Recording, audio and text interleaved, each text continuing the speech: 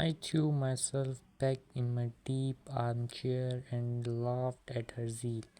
For my part, said the younger and prettier of the two daughters, a fair buxom smiling wang. I had Black Michael, a real alfork for me, mother. The king, they say, is as real as a fox or ass. And she laughed, Miss, as she cast a glance at me and tossed her head at the sister reproving face. Many a man has cursed this red hair before now, Multerial the old lady. And I remember James, fifth Earl of Rillesden, but never a woman, cried the girl. I earned woman when it was too late, was the steam answer, reducing the girl to silence and blushes. How comes the king here? I asked to break an embarrassed silence. It is the duke's land here. You say the duke invited himself to the rest here. Still Wednesday, the duke is at Starless preparing the king's reception. Then there are friends, none better, said the oaken lady. But my rosy damsel toasted her head again. She was not to be represented for long, and she broke out again.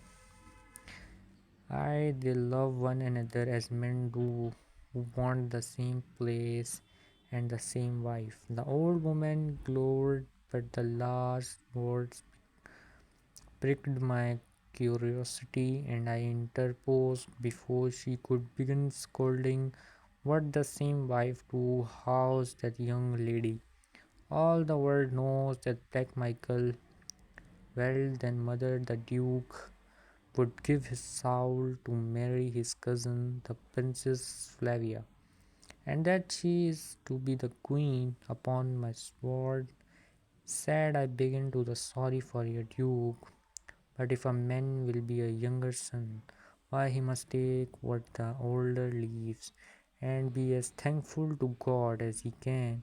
And thinking of myself, I shrugged my shoulders and laughed, and then I thought also of Anonite the Moban and her journey to Strelov. It's little dealing Black Michael has with, began the girl, braving her mother's anger. But as she spoke, a very step sounded on the floor, and a gruff voice asked in a threatening tone,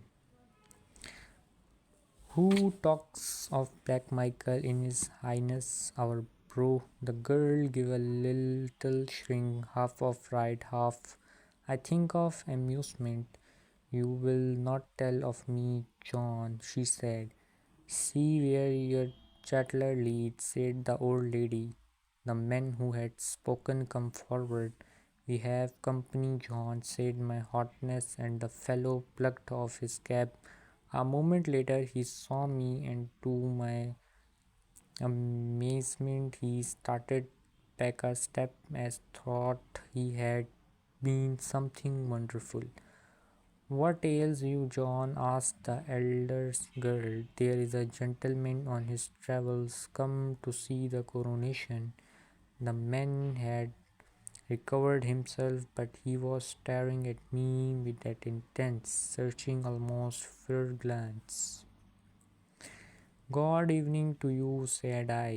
"Good evening, sir," he muttered, still snatching me, and the merry girl began to laugh as she called, "See, John, it is the color you love. You started to see your hair, sir. It's not the color we see most of here in Zenda." "I crave your pardon, sir," stammered the fellow with puzzled eyes. "I expected to see no one. Give him a glass to drink my health in, and I will bid you good night, and thanks to you, ladies, for your courtesy and pleasant conversation." So speaking, I rose to my feet, and with a straight sideboard turned to the door. The young girl ran to light me on the way, and the man fell back to leave me, press his eyes still fixed on me. The moment I was by he was started a step forward, asking, "Pray, sir, do you know our king? I never saw him."